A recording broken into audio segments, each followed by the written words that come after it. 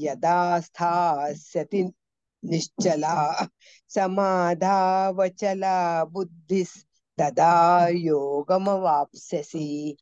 श्रुती विप्र, अर्जुनाच्या मनात हे धर्मसंकट निर्माण झाले आहे की आपल्या गुरुजनांचा, आपल्या कुटुंबाचा नाश करणे ही उचित नाही आणि आपल्या शास्त्र धर्मानुसार युद्ध करणे चा त्याग करणे हेही उचित नाही. म्हणजे कुटुंबाचा नाशही नकोय आणि युद्ध सुद्धा करायचं नाहीये आणि याचा त्याग करणं हेही त्याला उचित वाटत नाहीये. एकीकडून कुटुंबाची रक्षा व्हावी आणि एकीकडून शास्त्र धर्माचे पालन व्हावे. यात जर कुटुंबाची रक्षा करू तर युद्ध होणार नाही आणि युद्ध करू तर कुटुंबाची रक्षा होणार नाही. या दोन गोष्टींविषयी अर्जुनापुढे धर्मसंकट उभे राहिले आहे, ज्यामुळे त्याची बुद्धी विचलित होत आहे. म्हणून भगवान शास्त्रीय मतभेदाविषयी बुद्धीला निश्चल आणि परमात्म्याविषयी बुद्धीला अचल करण्याची प्रेरणा देत आहेत. प्रथम तर साधकामध्ये याविषयी संदेह असतो की सांसारिक व्यवहार नीट नेटका करावा किंवा परमात्मा प्राप्ती करून घ्यावी. म्हणजे काय करायचं, प्रपंच करायचा की परमात्मा प्राप्तीसाठी प्रयत्न करायचे, संसारामध्ये कमी लक्ष द्यायचं. मग त्याचा असा निर्णय होतो की मला तर केवळ संसाराची सेवा करावयाची आहे आणि संसारापासून काहीही घ्यावयाचे नाही, असा निर्णय घेतात साधकाची भोगापासून उपरती होणे सुरू होते आणि मग त्याला वैराग्य होऊ लागते. असे झाल्यानंतर जेव्हा साधक परमात्म्याकडे वाटचाल करतो तेव्हा त्याच्या पुढे साध्य आणि साधनाविषयी अनेक प्रकारचे शास्त्रीय भेद उभे राहतात. हे करू की ते करू आणि शास्त्राप्रमाणे काय करायला हवं. असे झाले असता माझे साध्य कोणते आहे किंवा कोणत्या साधन पद्धतीचा मी अवलंब करावा. म्हणजे जर मला तर वैराग्य करायचंय, परमात्मा प्राप्ती करायचंय, तर माझं साधन काय असावं, साध्य काय असावं याचा तो विचार करतो. याविषयी निर्णय घेणे अत्यंत कठीण होऊन जाते. परंतु जेव्हा साधक सत्संग करतो तेव्हा तो आपली आवड, श्रद्धा, विश्वास आणि योग्यता यांचा निर्णय घेतो किंवा निर्णय घेण्यास असमर्थ ठरला तर भगवंताला शरण जाऊन आर्तस्वरात प्रार्थना करतो. तेव्हा भगवत कृपेने त्याची बुद्धी निश्चल होते. दुसरी गोष्ट अशी, संपूर्ण शास्त्र, संप्रदाय इत्यादी जीव, संसार आणि परमात्मा या तिन्हीचेच वेगवेगळ्या रूपाने वर्णन केले गेले आहे. या विषयात विचार केला तर जीवाचे स्वरूप कसेही असो, परंतु जीव मी आहे आणि सर्व एकमत आहेत हे कळून येतं. संसाराचे स्वरूप कसेही असो, पण संसार सोडावयाचा आहे आणि परमात्म्याचे स्वरूप कसेही असो, परंतु त्याला प्राप्त करावयाचे आहे याविषयी त्याचं एक मत होतं. असा निर्णय घेतल्यावर साधकाची बुद्धी निश्चल होते. म्हणजे त्याचं बुद्धी पक्की होते की आता मला परमात्म्याचं जाणीव करून घ्यायची आहे, मला तर केवळ परमात्म्यालाच प्राप्त करावयाचे आहे असा दृढ निश्चय झाल्यास बुद्धी अचल होते, पक्की होते. तेव्हा साधक सुगमतापूर्वक योगाला, परमात्म्याशी असलेल्या नित्य योगाला प्राप्त होतो. म्हणजे तो प्रयत्न करू लागतो. शास्त्रीय निर्णय घेण्यात अथवा आपल्या कल्याणाविषयी निश्चय करण्यात जितकी उणीव राहते तितकाच उशीर लागतो. परंतु या दोन्ही विषयी जेव्हा बुद्धी निश्चल आणि अचल होते तेव्हा परमात्म्याशी असलेल्या नित्य योगाचा अनुभव येतो. संसाराशी संबंध विच्छेद करण्यासाठी बुद्धी निश्चल असावी लागते. डळमळीत बुद्धी चालत नाही, निश्चय हवा. ज्याविषयी 6व्या अध्यायात 23व्या श्लोकात दुःख संयोग वियोगम असे म्हटले आहे. आणि परमात्म्याशी संबंध जोडण्यासाठी बुद्धी अचल असावी लागते. ज्याविषयी 2ऱ्या अध्यायाच्या 48व्या श्लोकात समत्वम योग उच्यते असे म्हटले आहे. आपण काल परवा त्याचा अगदी डिटेल अभ्यास केलाय. येथे तदा योगम वाप्स्यसि पदात जी योगाची प्राप्ती सांगितली आहे तो योग असा नाही की पूर्वी परमात्म्याशी वियोग होता, म्हणजे पूर्वी परमात्म्याशी संबंध नव्हता आणि आताच आहे असे नाही आहे. त्या वियोगाला नाहीसे केले म्हणून योग झाला. तर असत पदार्थाशी अज्ञानाने मानलेल्या संबंधाचा संपूर्णपणे वियोग होण्याला योग म्हणतात. अर्थात मनुष्याची नित्य निरंतर जी वास्तविक स्थिती आहे, म्हणजे परमात्म्याशी नित्य योग करण्यासाठी त्या स्थितीमध्ये स्थित होणे हा योग आहे. म्हणजे परमात्म्याशी जोडण्यासाठी नित्य योग केला पाहिजे, आणि नित्य योग जेव्हा होतो तेव्हा जी स्थिती होते त्या स्थितीला योग म्हणतात. ती वास्तविक स्थिती अशी विलक्षण आहे की त्यापासून कधी वियोग होतच नाही आणि होणे शक्यही नाही. त्यात संयोग, वियोग, योग इत्यादी कोणताही शब्द लागू पडत नाही. केवळ असतच्या मानलेल्या संबंधाच्या त्यागालाच येथे योग संज्ञा दिली गेली आहे. वास्तविक हा योग नित्य योगाचा वाचक आहे. या नित्य योगाची अनुभूती सेवा केली तर कर्मयोग, आणि विवेक विचार केला तर ज्ञानयोग, आणि प्रेमाने केला तर भक्तियोग, या तिन्ही द्वारा चिंतन करून आपण लययोग, प्राणायामच्या द्वारे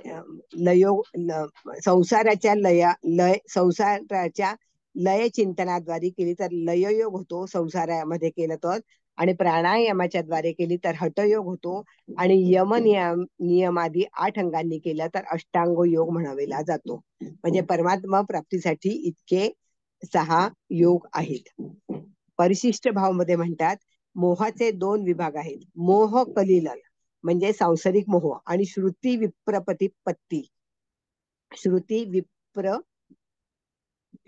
विप्रतिपत्ती अर्थात शास्त्रीय दार्शनिक मोह, जे वरवर दिसतं त्याप्रमाणे. मोह शरीर, स्त्री पुरुष, धन संपत्ती इत्यादीत आसक्ती होणे याला सांसारिक मोह म्हणतात. द्वैत, अद्वैत, विशिष्ट अद्वैत, द्वैत अद्वैत इत्यादी दार्शनिक मतभेदात अडकणे याला शास्त्रीय मोह म्हणतात. या दोन्हींचा त्याग केल्यास मनुष्याला भोगापासून वैराग्य होते, त्याची बुद्धी स्थिर होते. बुद्धी स्थिर झाल्यास योग प्राप्त होतो, अर्थात परमात्म्यापासून दूरत्व समाप्त होते आणि समीपता प्राप्त होते. कर्मयोगाने समीपता होते, ज्ञान योगाने अभेद होतो, आणि भक्ती योगाने अभिन्नता होते. कर्मयोग आणि ज्ञानयोग दोन्हीपैकी एकाची सिद्धी झाल्यास साधक दोन्हींच्या फलाला प्राप्त करतो. मनुष्याचा केवळ आपल्या कल्याणाचा उद्देश असेल आणि धनसंपत्ती, कुटुंब, परिवार इत्यादीशी कोणता स्वार्थाचा संबंध नसेल तर तो सांसारिक मोहातून मोकळा होतो. पुस्तकी ज्ञान संपादन करण्याचा, शास्त्रांची वचने शिकण्याचा उद्देश नसेल तर केवळ तत्वानुभव करण्याचा उद्देश असेल तर तो शास्त्रीय मोहातून मोकळा होईल. तात्पर्य असे आहे की साधकाने सांसारिक मोहाला प्राधान्य देऊ नये आणि शास्त्रीय मतभेदाला महत्व देऊ नये, अर्थात कोण्या मते संप्रदाय याचा कोणता आग्रह ठेवू नये. असे झाल्यास तो योगाचा, मुक्तीचा अथवा भक्तीचा अधिकारी होतो. आता मोहरूपी चिखलातून बाहेर पडल्यावर आणि किंग कर्तव्य विमूढता नाहीशी झाल्याने योगाला प्राप्त झालेल्या स्थिर बुद्धी झालेल्या पुरुषाविषयी अर्जुन प्रश्न विचारतात. आता अर्जुनाला भगवंतांनी सगळं समजावून सांगितलंय, तरीही अर्जुनाला अजून प्रश्न आहेत. आणि आता स्थितप्रज्ञस्य या विषयामध्ये अर्जुनांनी वेगवेगळे प्रश्न विचारलेले आहेत. हा जो प्रश्न आहे अध्याय 2 मधला, हा प्रत्येक पेपर मध्ये विचारलेला आहे, वेगवेगळ्या पद्धतीने विचारला आहे, पण स्थितप्रज्ञावर अगदी नेहमी प्रश्न विचारलेला आहे. आता काय आहे की अर्जुन उवाच स्थितप्रज्ञस्य का भाषा समाधिस्तस्य केशव स्थितधिक्किं प्रभाषेत किमासीत व्रजेत किम. अर्जुन म्हणतात, अर्जुनाच्या मनात कर्म आणि बुद्धी याविषयी शंका निर्माण झाली होती, परंतु भगवंतांनी 52व्या आणि 53व्या श्लोकात असे म्हटले की तुझी बुद्धी मोहरूपी चिखलातून बाहेर पडेल आणि कर्तव्य मूढता नाहीशी होईल तर तू योगाला प्राप्त होशील. असे ऐकल्यानंतर अर्जुनाच्या मनात शंका निर्माण झाली आणि त्याने असे विचारले की मी जर योगाला प्राप्त होईल, स्थितप्रज्ञ होईल तर माझ्यात कोणती लक्षणे असतील. म्हणजे आता स्थितप्रज्ञाची भगवंताला त्याने म्हटलंय की मला तुम्ही लक्षणे सांगा. म्हणून अर्जुनाने या आपल्या व्यक्तिगत शंकेविषयी प्रथम विचारले, आणि कर्म तथा बुद्धीच्या विषयात अर्थात सिद्धांतांच्या विषयात जी दुसरी शंका होती त्याला अर्जुनाने स्थितप्रज्ञाच्या लक्षणांचे वर्णन झाल्यावर विचारले आहे. अर्जुन सिद्धांतांचा प्रश्न येथे 54व्या श्लोकातच करीत होते, तर स्थितप्रज्ञाविषयीचा प्रश्न लांबणीवर पडला असता. जर आत्ताच विचारलं असतं तर स्थितप्रज्ञाचा विषयाचा प्रश्न लांबणीवर पडला असता. समाधिस्थस्य, जो मनुष्य परमात्म्याला प्राप्त झाला आहे त्याच्यासाठी समाधिस्थ पद आले आहे. स्थितप्रज्ञाचं हे पद सिद्ध आणि साधक या दोहोंचा वाचक आहे. ज्याचा विवेक दृढ आहे, जो साधनेपासून कधीही विचलित होत नाही, असा साधकही स्थितप्रज्ञ म्हणजे स्थिर बुद्धी असणारा आहे. आणि परमात्मा तत्वाचा अनुभव झाल्याने ज्याची बुद्धी स्थिर झाली आहे असा सिद्धही स्थितप्रज्ञ आहे. म्हणजे साधक स्थितप्रज्ञ असेल तर तो परमात्म्याचा अनुभव झाल्याने, त्याची बुद्धी स्थिर झाल्याने तो स्थितप्रज्ञ आहे. आणि जो सिद्ध आहे तो सुद्धा स्थितप्रज्ञ आहे. येथे स्थितप्रज्ञ शब्दात साधक आणि सिद्ध दोघेही आले आहेत. पूर्वी 41व्या ते 45 पर्यंत आणि 47 ते 53 पर्यंत साधकांचे वर्णन झाले आहे. आपण ते काल वाचले. येथे शंका अशी येते की अर्जुनाने तर समाधिस्थस्य पदाने सिद्ध स्थितप्रज्ञाचीच गोष्ट विचारली होती, परंतु भगवंतांनी स्थितप्रज्ञाच्या लक्षणांमध्ये साधकांविषयी का म्हटले आहे, म्हणजे साधकांविषयी तू का विचारलंस. याचे समाधान असे आहे की ज्ञानयोगी साधकाची तर बहुतेक साधन अवस्थेतच कर्माविषयी उपरती होते. सिद्ध अवस्थेमध्ये तो कर्मापासून विशेष उपरम होतो, म्हणजे दूर जातो. भक्तियोगी साधकाची ही साधन अवस्थेत जप, ध्यान, सत्संग, स्वाध्याय इत्यादी भगवंत संबंधी कर्म करण्याची आवड होते. भगवंत संबंधी कर्म करण्याची आवड होते आणि यांचे अधिक महत्व असते. जे भक्तियोगी आहेत ते जप, ध्यान, सत्संग, स्वाध्याय इकडे लक्ष देतात. आणि सिद्ध अवस्थेत जे असतात ते भगवंता संबंधी कर्म विशेष रीतीने होतात. अशा प्रकारे ज्ञानयोगी आणि भक्तियोगी दोघांच्याही साधन व सिद्ध अवस्थेमध्ये अंतर आहे. ते जप तप करतात आणि हे कर्म विशेष करतात, सिद्ध अवस्थेत जे गेलेले आहे ते. परंतु कर्मयोगीच्या साधन आणि सिद्ध अवस्थेमध्ये फरक येत नाही, सारखेच आहे. त्याचा दोन्ही अवस्थांमध्ये कर्म करण्याचा प्रवाह जसाच्या तसाच चालत राहतो. कारण की साधन अवस्थेमध्ये त्याचा कर्म करण्याचा प्रवाह असतो आणि त्याच्या योगावर आरूढ होण्याविषयी कर्मच मुख्य कारण ठरलेले असते. म्हणून भगवंतांनी सिद्धाच्या लक्षणात साधक ज्या रीतीने सिद्ध होऊ शकतो आणि त्याचे साधनही सांगितले आहे. जे सिद्ध झाले आहे त्यांची लक्षणेही सांगितली आहेत. म्हणजे की तुम्ही काही पण केलं पण स्थिर बुद्धी ठेवली आणि बुद्धीवर ठाम असाल तर तुम्ही जे भगवंतासाठी कराल ते तुम्ही करू शकाल. ते तुम्ही कर्मानी करू शकता, जपानी, ध्यानानी, सत्संग करून ते सुद्धा करू शकतात. का भाषा परमात्म्यामध्ये स्थिर बुद्धी झालेल्या मनुष्याला कसे ओळखावे आणि त्याची लक्षणे कोणती, असा प्रश्न आता विचारलाय. स्थितधी किम प्रभाषेत, तो स्थिर बुद्धी झालेला मनुष्य कसे बोलतो, तो कसा बसतो, तो कसा चालतो, हे प्रश्न आता विचारलेले आहेत. आता भगवंत उत्तर देतात. श्री भगवान उवाच प्रजहाति यदा कामान सर्वान पार्थ मनोगतान आत्मन्यैवात्मना तुष्टस स्थितप्रज्ञस्य दोच्यते. गीतेची ही एक शैली आहे की जो साधक ज्या साधना म्हणजे कर्मयोग, भक्तियोग द्वारा सिद्ध होतो त्याच साधनाने त्याच्या पूर्णतेचे वर्णन केले जाते. जसे भक्तियोगात साधक भगवंताशिवाय आणखी काहीच नाही अशा अनन्य योगाने उपासना करतो. म्हणजे भक्तियोगामध्ये त्यांना एक तिथे सगुण रूप पाहिजे आणि ते भक्ती करतात, त्यांना सगळी माहिती असावी अशी इच्छा असते आणि ते त्यांची उपासना करतात. म्हणून सिद्ध अवस्थेमध्ये तो संपूर्ण प्राण्यांविषयी द्वेष भाव रहित असतो, त्याच्या मनात द्वेषाची भावना नसते. ज्ञान योगात साधक स्वला गुणांपासून संपूर्णपणे असंबंध तसेच निर्लिप्त समजतो. जेव्हा जो ज्ञानयोगी असतो तो स्वतःचे गुण संपूर्णपणे म्हणजे तो लिंपून घेत नाही, मी कसा आहे आणि काय आहे, स्वतःचे गुण तो समजून घेत नाही. म्हणून सिद्धावस्थेत तो संपूर्ण गुणांपासून सर्वथैव अतीत होतो, म्हणजे तो त्याकडे लक्ष देत नाही. तसेच कर्मयोगात कामनेचा त्याग मुख्य सांगितला आहे. म्हणून सिद्ध अवस्थेमध्ये तो संपूर्ण कामनांचा त्याग करतो, ही गोष्ट या श्लोकात सांगितली आहे. प्रजहाती यदा कामान या पदाचा अर्थ असा झाला की कामना स्वमध्येही नाही आणि मनामध्येही नाही, म्हणजे कामना नाही आहे.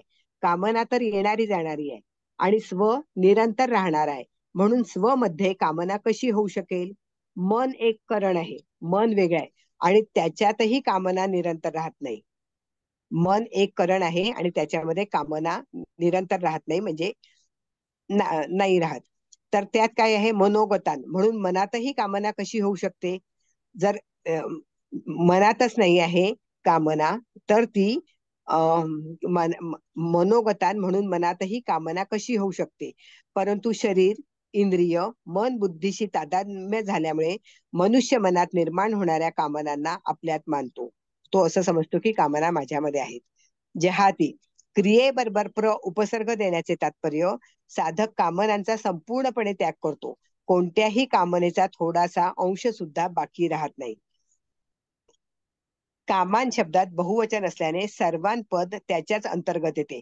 तरी पण सर्वान पद देण्याचे तात्पर्य, कोणतीही कामना मनात राहू नये आणि कोणत्याही कामनेचा कोणताही अंश मनात शिल्लक राहू नये असा आहे.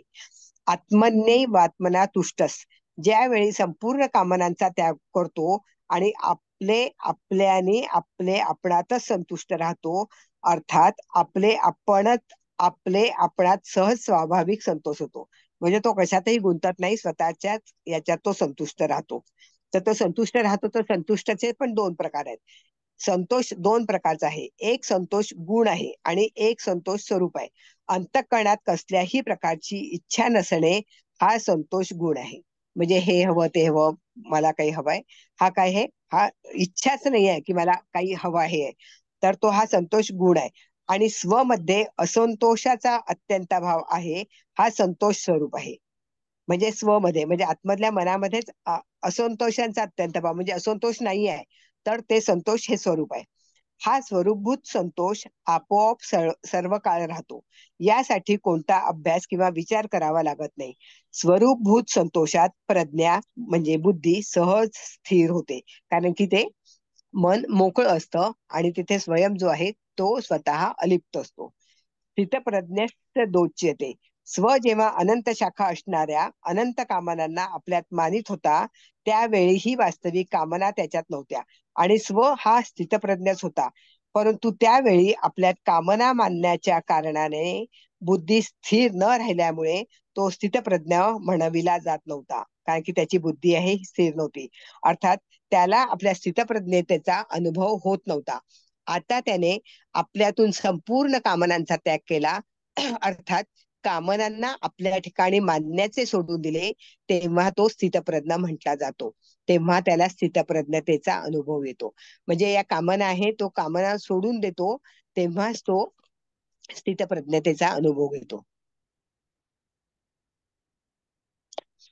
साधक तर बुद्धीला स्थिर करतो, परंतु कामनांचा सर्वथैव त्याग झाल्यास बुद्धीला स्थिर करावे लागत नाही, ती आपोआप स्वाभाविकपणे स्थिर होते.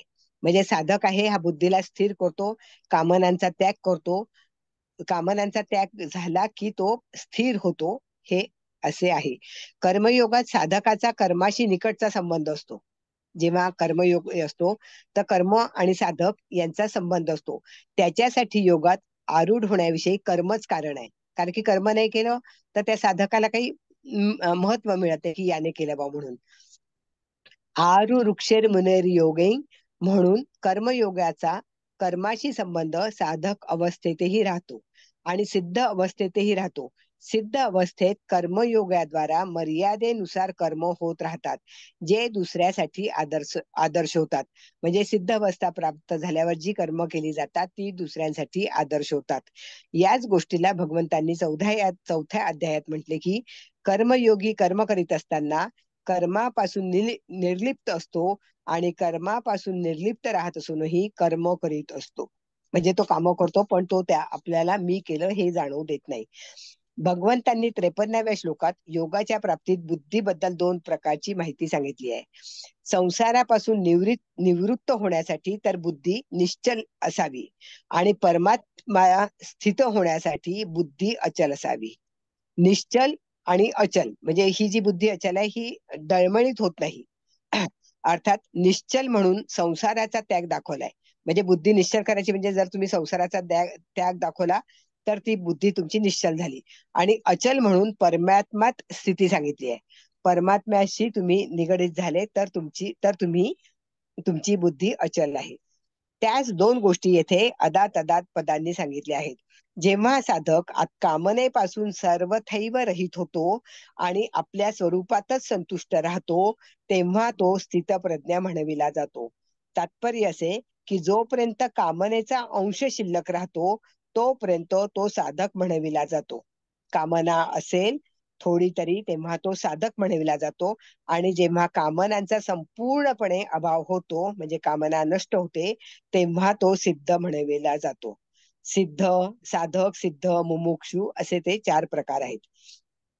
याच 2 विषयांचे वर्णन भगवंतांनी या अध्यायाच्या समाप्तीपर्यंत केले आहे. प्रजहाती यदा कामान पदांनी संसाराचा त्याग सांगितलाय आणि आत्मन्यैवात्मना तुष्टस पदांनी परमात्म्यामध्ये स्थिती दाखवली आहे. परिशिष्ट भाव पाहूया आपण आता. एक विभाग अस्थिर बुद्धिवाल्यांचा आहे आणि एक विभाग स्थिर बुद्धिवाल्यांचा आहे. अस्थिर बुद्धिवाल्यांचा विचार तर पूर्वी 41 पासून 44 पर्यंत आलाय. आता स्थिर बुद्धिवाल्यांचा विचार 55 ते 71 श्लोकापर्यंत आहे. ज्यावेळी साधक संसारिक आवडीचा त्याग करून आपल्या स्वरूपात स्थित राहतो, त्यावेळी तो स्थिर बुद्धिवाला म्हटला जातो. ज्याचा परमात्म्याचा उद्देश असतो, त्याची बुद्धी एक निश्चयात्मक असते, कारण परमात्मा ही एकच आहेत. परंतु ज्याचा संसाराचा उद्देश असतो, त्याची बुद्धी असंख्य कामनाने व्यापलेली असते, कारण सांसारिक वस्तू असंख्य आहेत. समतेच्या प्राप्तीसाठी बुद्धीच्या स्थिरतेची फार आवश्यकता आहे. आता पुढील 2 श्लोकात स्थितप्रज्ञ कसा बोलतो हे पाहूया. दुःखेष्वनुद्विग्मनास द्विगमनास सुखेषु विगतस्पृहः वीतरागभयक्रोधस स्थितधीर मुनिरुच्यते. अर्जुनांनी स्थितप्रज्ञ कसा बोलतो असा क्रियेच्या प्रधानतेने प्रश्न विचारला होता. म्हणजे क्रिया, त्याचं प्रधान काय राहील, कार्य कसा बोलतो. परंतु भगवंत भावाच्या प्रधानतेने उत्तर देतात. म्हणजे ते कर्मयोगाने सांगत नाही की काय काय कशा कर्माने तो बोलेल, ते भाव सांगतात आहे. कारण क्रियेमध्ये भावच मुख्य आहे. सर्व क्रिया भावपूर्वकच होतात. भाव बदलला तर क्रिया बदलते. अर्थात बाहेरून क्रिया तशीच दिसत असली तरी वास्तविक क्रिया तशी राहत नाही. त्याच भावाविषयी भगवान इथे म्हणतात. दुःखेश्व नु दिग्मनास, दुःखाची शक्यता आणि त्याची प्राप्ती झाल्यावरही ज्याच्या मनात खेद होत नाही, अर्थात कर्तव्य कर्म करते वेळी कर्म करण्यात अडथळा निर्माण होणे, निंदा अपमान होणे, कर्माचे फल प्रतिकूल होणे इत्यादी प्रतिकूलता आली असताही त्याच्या मनात उद्वेग होत नाही. म्हणजे तो काम करतो आहे, कामामध्ये अडथळा येतो आहे, कोण लोक निंदा करतात आहे, अपमान करतात आहे, कर्माचं फळ आहे ते अनुकूल न मिळता प्रतिकूल मिळत आहे, पण अशी सगळी परिस्थिती असले तरी पण त्याचं मन शांत असतं, त्याच्या मनात उद्वेग होत नाही. कर्मयोगाच्या मनात उद्वेग चलबिचल न होण्याचे कारण असे आहे की दुसऱ्यांच्या हितासाठी कर्म करणे, कर्मांना सांगोपांग करणे, कर्माच्या फलात कोठेही आसक्ती, ममता, कामना होणार नाही या विषयात सावधान राहणे त्याचे मुख्य कर्तव्य असते. असे करण्याने त्याच्या मनात एक प्रकारची प्रसन्नता राहते. त्या प्रसन्नतेमुळे कितीही प्रतिकूल परिस्थिती प्राप्त झाली तरी त्याच्या मनात उद्वेग निर्माण होत नाही. हे मला वाटते सगळ्यांसाठी फार महत्वाचं आहे की सोशल वर्क करायचं किंवा काही पण करायचं, पण परिस्थिती कशीही असेल तरी आपण शांत राहायचं. सुखेषु विगतस्पृहा, सुखाची शक्यता आणि त्याची प्राप्ती झाल्यावरही ज्याच्या अंतःकरणात स्पृहा नसते, इच्छा नसते, अर्थात वर्तमान स्थितीत कर्माचे सांगोपांग होणे, तात्कालिक आदर प्रशंसा होणे, अनुकूल फळ मिळणे इत्यादी अनुकूलता प्राप्त झाली तरी त्याच्या मनात ही परिस्थिती अशीच कायम राहावी, अशी परिस्थिती नेहमी नेहमी येत राहावी अशी स्पृहा नसते. म्हणजे कौतुक झालेलं आहे पण तरी तो असं म्हणत नाही की नेहमी नेहमी माझं कौतुक झालं पाहिजे, नेहमी माझा उदो उदो झाला पाहिजे. त्याच्या अंतःकरणावर अनुकूलतेचा काहीही परिणाम होत नाही. वीत राग भय क्रोध, संसाराच्या पदार्थांविषयी मनावर जो प्रभाव होतो त्याला राग म्हणतात. पदार्थात आसक्ती झाल्यास म्हणजे राग आल्यास जर कोणी सबल व्यक्ती त्या पदार्थाचा नाश करेल, त्यापासून आपला संबंध विच्छेद करीत असेल, त्याच्या प्राप्तीत विघ्न करीत असेल तर मनामध्ये भय निर्माण होते. आसक्ती झाली, पदार्थांचा नाश झाला किंवा संबंध बिघडले, त्याच्या प्राप्तीत विघ्न आलं, तर मनामध्ये भय निर्माण होते. जर ती व्यक्ती निर्बल असेल तर मनात क्रोध निर्माण होतो. परंतु ज्याच्या अंतःकरणात दुसऱ्याला सुख पोहोचवण्याचा, त्यांचे हित करण्याचा, त्यांची सेवा करण्याचा भाव जागृत होतो, त्याचा राग म्हणजे आसक्ती स्वाभाविकच नाहीशी होते. राग नाहीसा झाल्याने भय आणि क्रोध राहत नाही. म्हणजे राग नाहीसा जर केला तर भय आणि क्रोध आपोआप नष्ट होतात. म्हणून तो राग, भय, क्रोधापासून संपूर्णपणे रहित होतो. जोपर्यंत आंशिक रूपाने उद्वेग, स्पृहा, राग, भय आणि क्रोध राहतात, तोपर्यंत तो साधक असतो. यापासून संपूर्णपणे रहित झाल्यास तो सिद्ध होतो. आता आपल्याला ठरवावं लागेल की आपल्याला साधक व्हायचंय की सिद्ध व्हायचंय. होईल. 18 अध्याय होईपर्यंत काहीतरी फरक पडेल. केवळ वासनेच्या तारतम्याने त्याची वेगवेगळी नावे पडतात. जसे अंतःकरणात जो राग सुप्त असतो त्याला वासना म्हणतात. सुप्त राग बरोबर वासना. वासनेचे दुसरे नाव आसक्ती. परत त्याच्या समोर लिहायचं आसक्ती म्हणजेच प्रियता. मला वस्तू मिळावी जी इच्छा असते तिला कामना. वरचं काय झालं? वासना, आसक्ती. वासनेचं नाव आहे, दुसरं नाव आहे आसक्ती. आणि राग, आधी राग, मग वासना, मग आसक्ती. वस्तू मिळावी म्हणून कामना. कामना पूर्ण होण्याची जी शक्यता आहे तिचं नाव आशा आहे. आणि कामना पूर्ण झाल्यावरही त्या पदार्थांच्या वृद्धीची जी इच्छा, म्हणजे अजून ती वाढली पाहिजे, आशा. कामना वाढली पाहिजे, मग आशा वाढली पाहिजे, मग जो होतो तो लोभ होतो. आणि लोभाची मात्रा अधिक झाल्यास ती तृष्णा होय. तात्पर्य असे की उत्पत्ती विनाशशील पदार्थांविषयी जे आकर्षण आहे, श्रेष्ठत्व आणि महत्व बुद्धी आहे, त्यालाच वासना, कामना इत्यादी नावाने म्हटले जाते. स्थितधीर मुनिरुच्यते. अशा मननशील कर्मयोगाची बुद्धी स्थिर आणि अटळ होते. मुनी शब्द वाणीवर लागू होतो. म्हणून भगवंतांनी किम प्रभाषेत च्या उत्तरात मुनी शब्द म्हटला आहे. परंतु वास्तविक मुनी शब्द केवळ वाणीवरच अवलंबून नाही. म्हणून भगवंतांनी 17व्या अध्यायात मुनीला मौन शब्द म्हणून मानसिक तपामध्ये वाणीच्या रूपात सांगितले आहे. कर्मयोगाचे प्रकरण असल्याने येथे मननशील कर्मयोगाला मुनी म्हटले आहे. मननशीलतेचे तात्पर्य म्हणजे सावधानीने केले जाणारे मनन, ज्यामुळे मनामध्ये कोणतीही कामना, आसक्ती निर्माण न होणे.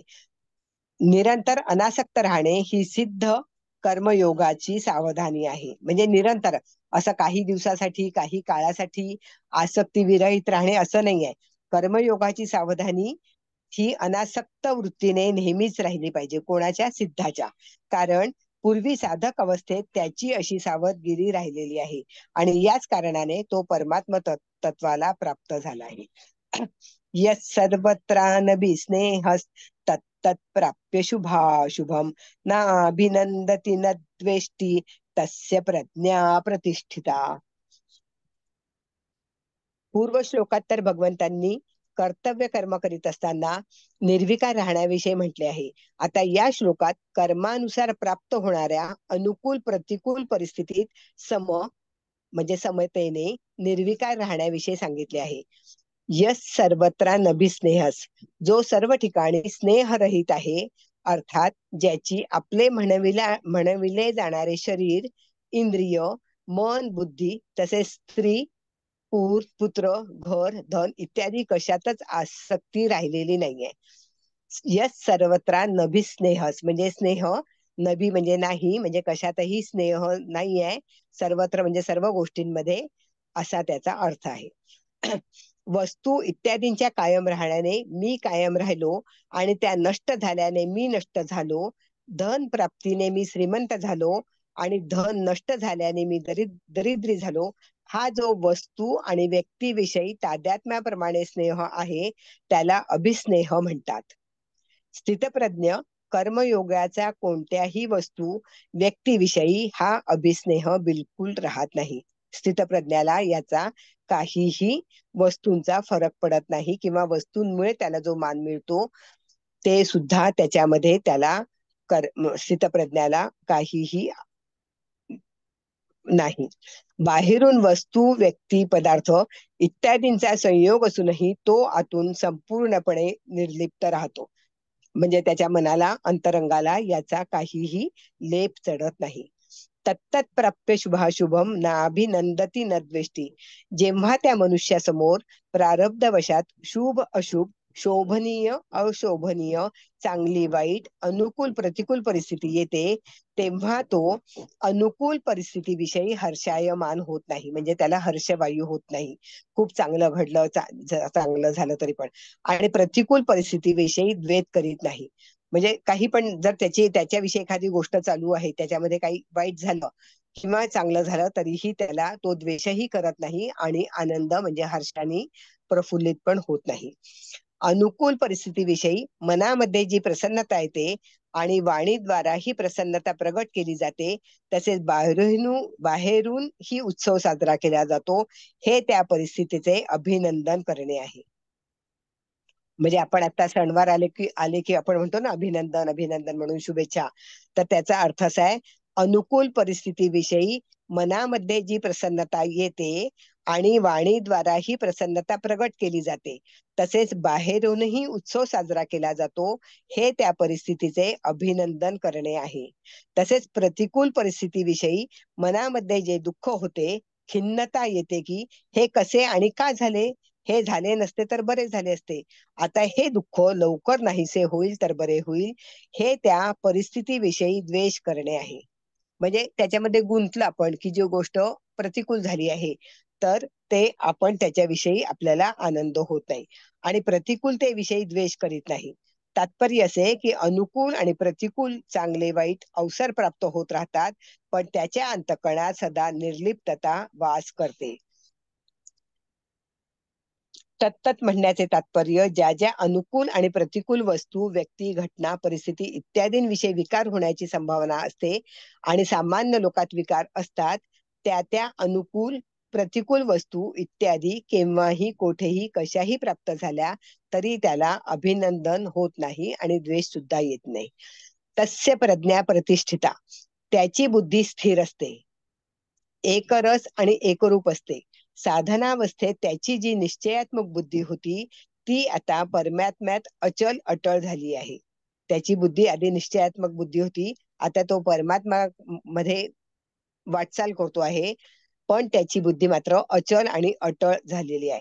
त्याच्या बुद्धीत हा विवेक पूर्णपणे जागृत झाला आहे. संसारातील चांगल्या वाईट घटनांची वास्तविक माझा काहीही संबंध नाही, कारण या चांगल्या वाईट घटना तर बदलणाऱ्या आहेत, परंतु माझे स्वरूप बदलणारे नाही. म्हणून परिवर्तनशीलाबरोबर अपरिवर्तनशीलाचा संबंध कसा होऊ शकतो? म्हणजे मी माझं स्वरूप जे आहे ते तर बदलणार नाहीये आणि बाकीच्या वस्तू बदलल्या तरी पण त्याच्यात आणि माझ्यामध्ये काहीही फरक होणार नाही. वास्तविक पाहता स्वरूपातही फरक पडत नाही आणि शरीर, इंद्रिय, मन, बुद्धीतही फरक पडत नाही, कारण आपले जे स्वरूप आहे त्यात कधीही थोडे सुद्धा परिवर्तन होत नाही आणि प्रकृती आणि प्रकृतीचे कार्य शरीरादी स्वाभाविकच बदलत राहतात. तर मग फरक कुठे पडतो? शरीराशी तादात्म्य झाल्याने बुद्धीत फरक पडतो. जेव्हा हे तादात्म्य नाहीसे होते, तेव्हा बुद्धीत जो फरक पडत होता तो नाहीसा होतो आणि बुद्धी स्थिर होते. दुसरा भाव असा आहे की एखाद्याची बुद्धी कितीही तीव्र का असेना आणि तो आपल्या बुद्धीने परमात्म्याविषयी कितीही विचार का करीना, परंतु तो परमात्म्याला आपल्या बुद्धीच्या अंतर्गत आणू शकत नाही. म्हणजे तो कितीही बुद्धिवान आहे, त्याची बुद्धी शार्प आहे किंवा परमात्म्याविषयी तो विचार करतोय, पण परमात्मा तो आपल्या बुद्धीमध्ये आणू शकत नाही, कारण बुद्धी सीमित असते आणि परमात्मा असीम अनंत आहे. परंतु त्या असीम परमात्मा जेव्हा बुद्धी लीन होते, तेव्हा त्या सीमित बुद्धीत परमात्म्याशिवाय दुसरी कोणतीच सत्ता राहत नाही. म्हणजे परमात्म्यामध्ये आपली बुद्धी लीन होते, तेव्हा त्या सीमित बुद्धीत परमात्म्याशिवाय दुसरी कोणतीच सत्ता राहत नाही. हेच बुद्धीचे परमात्म्यामध्ये प्रतिष्ठित होणे आहे. तस्य प्रज्ञा प्रतिष्ठिताचा हा अर्थ होता. आपण श्लोक वाचतो तेव्हा आपल्याला काही अर्थ लागत नाही. आज आपण म्हणजे अगदी व्यवस्थित त्याचं उत्तर पाहिलं तेव्हा आपल्याला या वाक्याचा अर्थ समजला. कर्मयोगी क्रियाशील असतो, म्हणून भगवंतांनी 56व्या श्लोकात क्रियेच्या सिद्धी असिद्धीत अस्पृहा आणि उद्वेगरहित होण्याविषयी म्हटले आहे. तसेच या श्लोकात प्रारब्धानुसार आपोआप अनुकूल प्रतिकूल परिस्थिती प्राप्त झाल्यास अभिनंदन आणि द्वेषरहित होण्याविषयी सांगितले आहे. आता स्थितप्रज्ञ कसा बोलतो, कसा बसतो याचं सांगितलंय. यदा संहरते चायं कूर्मोऽङ्गानीव सर्वशः इंद्रियाणि इंद्रियार्थेभ्यस्तस्य प्रज्ञा प्रतिष्ठिता. यदा संहरते या ठिकाणी कासवाचा दृष्टांत देण्याचे तात्पर्य असे आहे, जेव्हा कासव चालत असतो तेव्हा त्याचे 4 पाय, शेपूट आणि डोके हे 6ही अवयव दिसत असतात.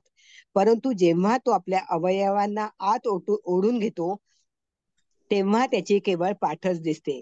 त्याचप्रमाणे स्थितप्रज्ञ 5 इंद्रिय आणि 1 मन या 6ही इंद्रियांना आपापल्या विषयापासून आवरून धरतो. जर त्याचा इंद्रियांनी बरोबर थोडा देखील मानसिक संबंध राहील तर तो स्थितप्रज्ञ होत नाही. म्हणजे प्रत्येक देवळात कासव ठेवलेले असतात, तर म्हणजे आता तर ते आपल्याला सगळ्यांना माहिती झालंय, पण तिथे कासव का असतो हे फार कमी लोकांना माहिती होतं. तर ते कासव जसे आपले 4 पाय, शेपूट आणि डोकं आवरून घेतो आणि वर फक्त पाठ दिसते, तसं मंदिरामध्ये जाताना आपले आपले अवयव म्हणजे कामना वगैरे त्या हे आपले इंद्रिय जे आहेत हे सगळे या सगळ्या इंद्रियांचा विचार न करता फक्त चांगल्या अंतःकरणानेच भगवंताचे दर्शन घ्यावे. म्हणजे 5 इंद्रिय आणि 1 मन या 6ही इंद्रियांना आपल्या विषयापासून आवरून धरावे. जर त्यांच्या इंद्रियांबरोबर म्हणजे थोडी तरी मनात भावना आली तर तो स्थितप्रज्ञ होत नाही. म्हणजे बाकी दिवसभर नाही राहिलो पण देवाच्या दवारी गेलो तर आपण स्थितप्रज्ञ म्हणून गेलो तर आपलं अंतःकरण जास्त भावनेने भरून येईल आणि आपल्याला चांगली परिचिती येईल. येथे संहरते क्रिया देण्याचा अर्थ असा आहे की तो स्थितप्रज्ञ विषयापासून इंद्रियांना आवरून धरतो. अर्थात तो मनाचेही विषयाचे चिंतनही करत नाही. या श्लोकात यदा हे पद तर दिले आहे परंतु तदा पद दिले नाही. जर यत्तर दोनित्य संबंध हा अनुसार जेथे यदा हे पद येते तेथे तदा हे पद गृहीतच धरले जाते. अर्थात यदा पदाच्या अंतर्गतच तदा हे पद येते. तरी पण येथे तदा पदाचा प्रयोग न करण्याचा सखोल विचार असा आहे की इंद्रियांचा आपापल्या विषयापासून संपूर्णपणे संबंध विच्छेद झाल्याने स्वतः सिद्ध तत्वाचा जो अनुभव येतो तो काळाच्या अधीन काळाच्या सीमेत नाही. कारण तो अनुभव एखाद्या क्रियेचे अथवा त्यागाचे फल नाही. तो अनुभव उत्पन्न होणारा पदार्थ नाही. म्हणून येथे कालवाचक तदा पद देण्याची आवश्यकता नाही. ज्या ठिकाणी एखादी वस्तू एखाद्याच्या अधीन असते तेथेच त्याची आवश्यकता असते. म्हणजे कासव आणि त्याचे 4 पाय, शेपूट आणि आपण म्हणजे आपले इंद्रिय आणि मन याविषयी जेव्हा आपण चर्चा केलेली आहे तेव्हा तदा पद देण्याची आवश्यकता नाहीये. तेव्हा यदा या शब्दानेच हे काम होतं. जसे आकाशात सूर्य असतानाही डोळे झाकून घेतल्यास सूर्य दिसत नाही आणि डोळे उघडता सूर्य दिसतो, तर या ठिकाणी सूर्य आणि डोळ्यात कार्यकारण संबंध नाही. अर्थात डोळे उघडल्याने सूर्य उत्पन्न झाला नाही. सूर्य तर पूर्वीपासून जसाच्या तसाच आहे. डोळे झाकण्यापूर्वीही सूर्य तसाच होता आणि डोळे झाकल्यानंतरही सूर्य तसाच आहे. केवळ डोळे झाकल्याने आम्हाला त्याचा अनुभव येत नव्हता. तसेच येथे इंद्रियांना विषयापासून आवरून धरल्याने स्वतः सिद्ध परमात्म्याचा जो अनुभव झाला आहे तो अनुभव मनासहित इंद्रियांचा विषय नाही. तात्पर्य ते स्वतः सिद्ध तत्वभोगाशी संबंध असताना आणि भोगांना भोगत असतानाही तसेच आहे. परंतु भोगाबरोबर आपला संबंध रूपी पडदा असल्यामुळे आपल्याला त्याचा अनुभव येत नाही.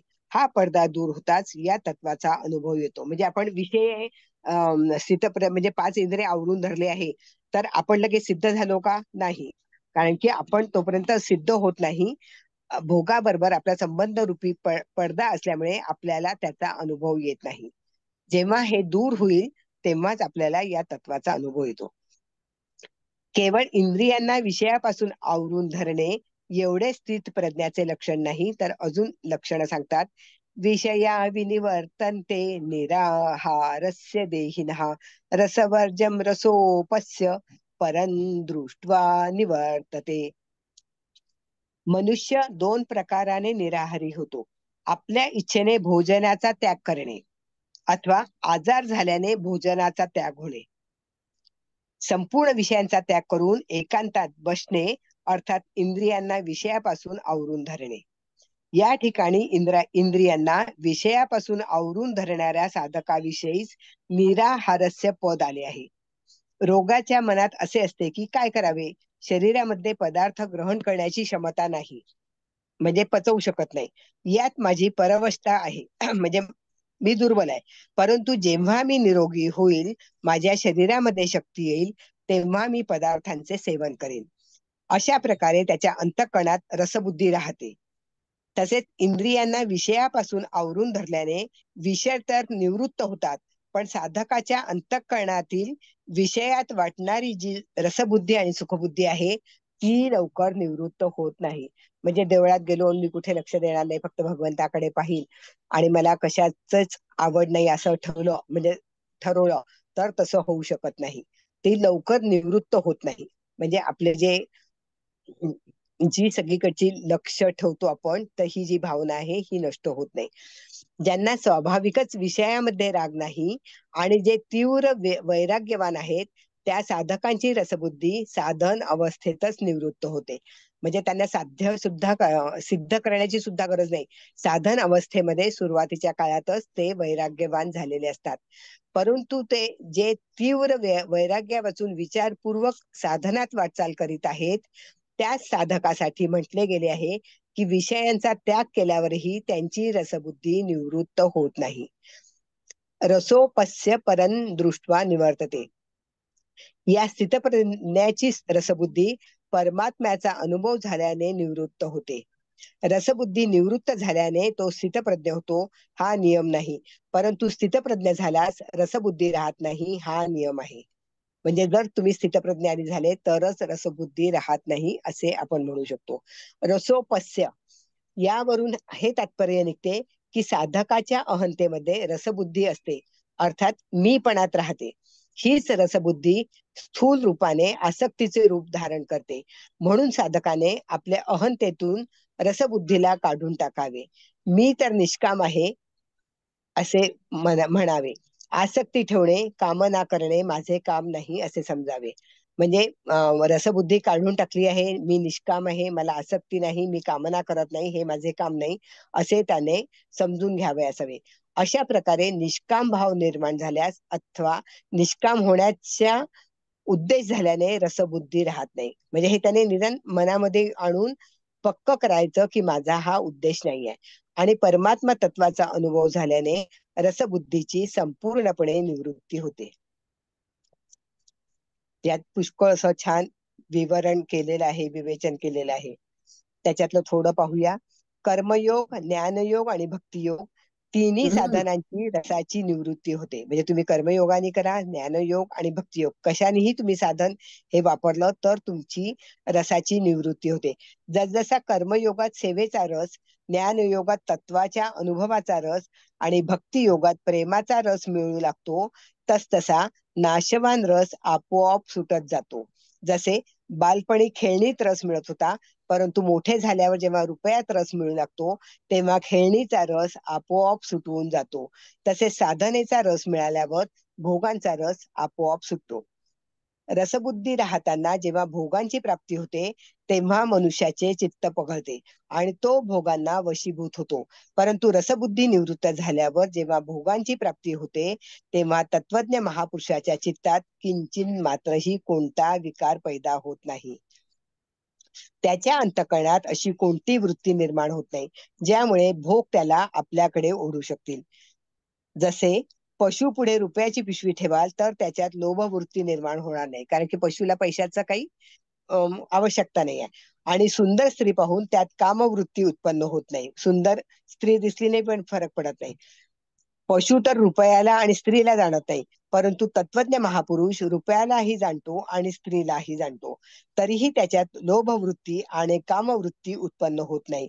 जसे आपण आपल्या बोटाने शरीराच्या कोण्या अंगाला खाजवितो, तर खाजविणे झाल्यावर बोटात काही फरक पडत नाही, कोणतीही विकृती येत नाही. तसेच इंद्रियांनी विषयांचे सेवन झाल्यावरही तत्वज्ञानाच्या चित्तात कोणताही विकार येत नाही, तो जसाच्या तसा निर्विकार राहतो. कारण रसबुद्धी निवृत्त झाल्याने तो आपल्या सुखासाठी कोणत्याही विषयात प्रवृत्त होतच नाही. त्याची प्रत्येक प्रवृत्ती दुसऱ्यांचे हित आणि सुखासाठीच असते. आपल्या सुखासाठी केले गेलेले विषयांचे चिंतनही पतन करणारे असते. रसाची निवृत्ती न झाल्यास कोणती आपत्ती येते हे पाहूया. यततो यपि कौन्तेय पुरुषस्य विपश्चितः इंद्रियाणि प्रमाथीनि हरन्ति प्रसभं मनः.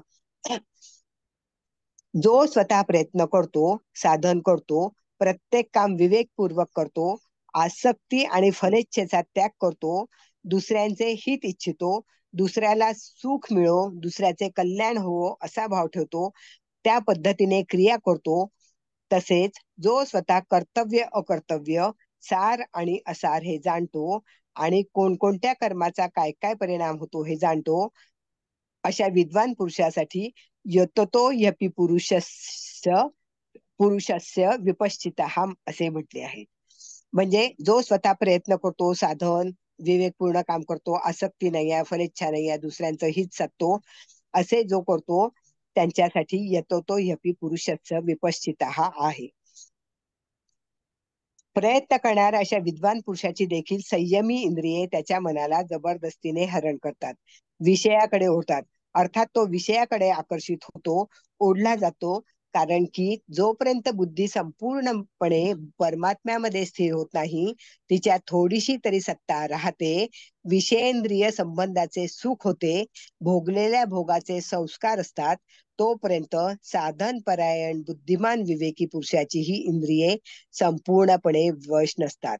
म्हणजे थोडी तरी वाईट गुण राहिले किंवा इच्छा राहिल्या, आसक्ती राहिली, फलाची अपेक्षा राहिली, भोगाचे संस्कार झाले, म्हणजे ते भोग आठवले जे भोगलेले आहे ते, तरीही तो साधन परायण बुद्धिमान माणसाचे संपूर्णपणे इंद्रिय वश झालेले नसतात. अशी अनेक ऋषींची उदाहरणे सापडतात, जे विषय समोर आल्याने विचलित झाले. म्हणून साधकाने माझी इंद्रिये वश आहेत असा कधीही विश्वास धरू नये किंवा गर्व करू नये आणि अभिमान सुद्धा करू नये की मी जितेंद्रिय झालो आहे. पूर्व श्लोकात हे सांगितले की रसबुद्धी असल्याने प्रयत्न करणाऱ्या विद्वान पुरुषाची सुद्धा इंद्रिये त्याच्या मनाला हरण करतात, ज्यामुळे त्याची बुद्धी परमात्म्यामध्ये स्थिर होत नाही. म्हणून रसबुद्धीला कसे नाहीसे करावे याविषयी आता उपाय सांगितलाय. तानि सर्वाणि कसंयम्य युक्त आसीत मत्परः वशे हि यस्येन्द्रियाणि तस्य प्रज्ञा प्रतिष्ठिता. तानि सर्वाणि संयम्य, जी इंद्रिये मनाला जबरदस्तीने हरण करणारी आहेत, त्या सर्वांना वश करून अर्थात सावध राहून त्यांना कधीही विषयात विचलित होऊ न देता स्वतः माझ्यात परायण होऊन राहावे, भगवंत सांगतात. म्हणजे असे की जेव्हा साधक इंद्रियांना वश करतो, तेव्हा त्याच्या मनात आपल्या शक्तीचा अभिमान असतो. मी केलं असे. मी म्हणजे मी रसबुद्धी सोडली, मी अहंकार सोडला, लोभ सोडला, माया सोडली, ममता सोडली असे. मी इंद्रियांना आपल्यात वश केले आहे, हा अभिमान साधकाची उन्नती होऊ देत नाही. म्हणजे त्याच्यात त्याची प्रगती होत नाही आणि त्याला भगवंतापासून विन्मुख करतो. म्हणजे भगवंताजवळ तो जर जवळ जात असेल तर तो दूर लोटतो.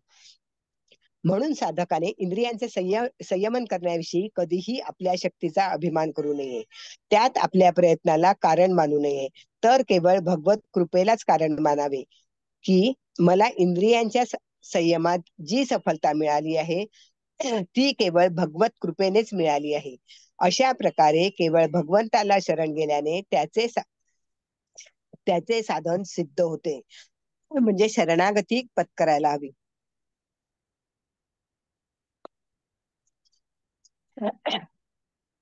मतपरह, मानव शरीराचे मिळणे, साधनात रुची होणे, चित्त साधनात लागणे, साधनाचे सिद्ध होणे, हे सर्व भगवंताच्या कृपेवरच अवलंबून आहे. म्हणजे आपण खूप साधना केली पण त्याच्यात काहीतरी जर दोष आपल्यामध्ये राहिला आणि नाही होत आहे, तर हे सगळं भगवंताची जर कृपा नसेल तर हे सगळं मिळेल पण उशिरा मिळेल, लवकर ते साध्य होणार नाही.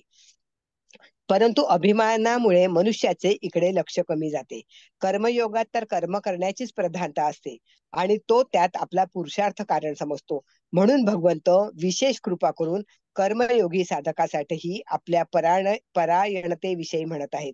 म्हणजे की तू कर्म कर, सगळं कर, पण तू मला शरण जा. तू जर मला शरण गेला नाहीस, भगवंताला शरण गेला नाहीस, तर तू जे कर्म करतो आहे त्याच्यात तुला यश कमी मिळेल किंवा उशिरा मिळेल.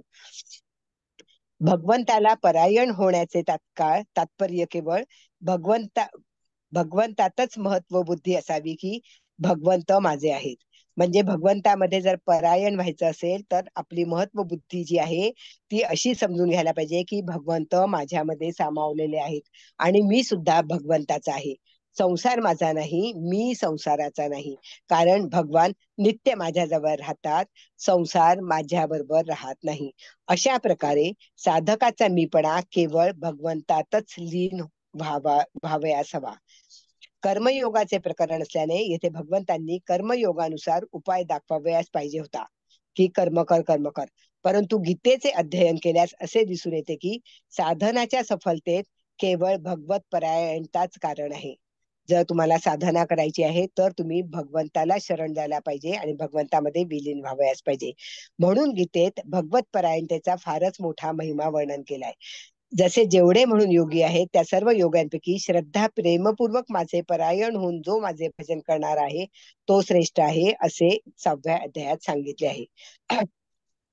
पूर्वी 59व्या श्लोकात भगवंतांनी म्हटले की इंद्रियांचा विषयाशी संबंध विच्छेद झाला तर स्थितप्रज्ञता नसते. आणि या श्लोकात म्हणतात की ज्याची इंद्रिये वश मध्ये आहेत तो स्थितप्रज्ञ आहे. याचे तात्पर्य असे आहे की इंद्रियांचा विषयाशी संबंध विच्छेद झाला तरी अंतःकरणात रसबुद्धी राहते, म्हणून इंद्रिये वश नाहीत. परंतु येथे स्थितप्रज्ञ पुरुषाची इंद्रिये वश मध्ये आहेत आणि त्याची रसबुद्धी निवृत्त झाली आहे, म्हणून इंद्रियांचा विषयांशी संबंध विच्छेद झाल्याने तो स्थितप्रज्ञ होईलच हा नियम नाही. कारण त्यात रसबुद्धी राहू शकते. परंतु हा नियम आहे की स्थितप्रज्ञ झाल्यास इंद्रिये वश होतीलच. कर्मयोगात त्याग आहे आणि त्यागाने शांती आणि सुख प्राप्त होते. परंतु हे प्राप्तीचे सुख नव्हे तर दुःख अशांती मिटण्याचे सुख आहे. परंतु भक्तीत प्राप्तीचे सुख मिळते. म्हणून भक्तीचे सुख मिळाल्या विना इंद्रिये संपूर्णपणे वश होत नाहीत. दुसरी गोष्ट म्हणजे कर्मयोगात तर अत्यंत वैराग्य झाल्यास इंद्रिये वश होतात. परंतु भक्तीत भगवत परायण झाल्यामुळे थोडा वैराग्यानेही इंद्रिये सुगमतेने वश होतात. म्हणून भगवंतांनी मत्परहा पद दिले आहे. थांबायचं का आता? हो थांबूयात. थांबायचं? हो हो हो थांबूयात. चालेल. हॅलो, थांबायचं का? हो थांबूयात. आवाज येतोय ना?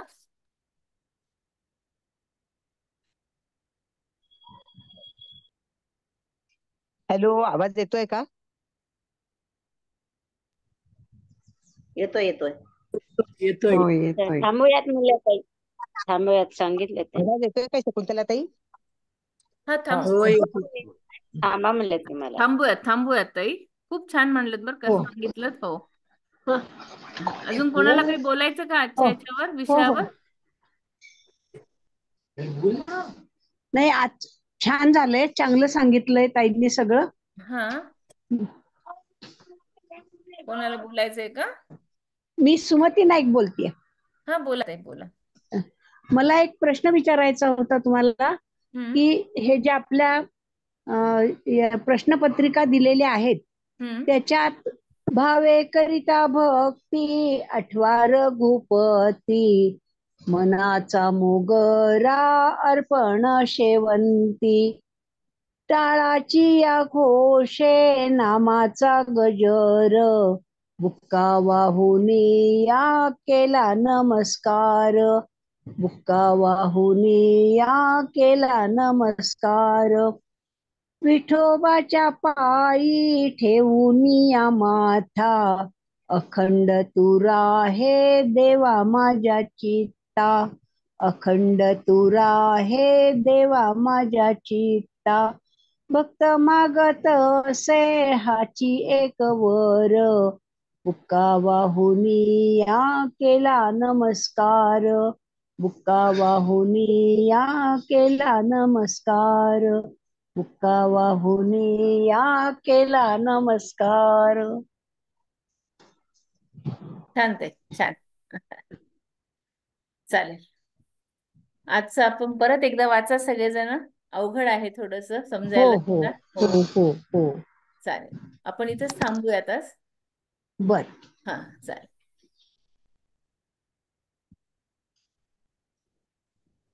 जय श्री कृष्ण सर्वांना. जय श्री कृष्ण. जय श्री कृष्ण ताई. जय श्री हं. कृष्ण. हरे कृष्ण.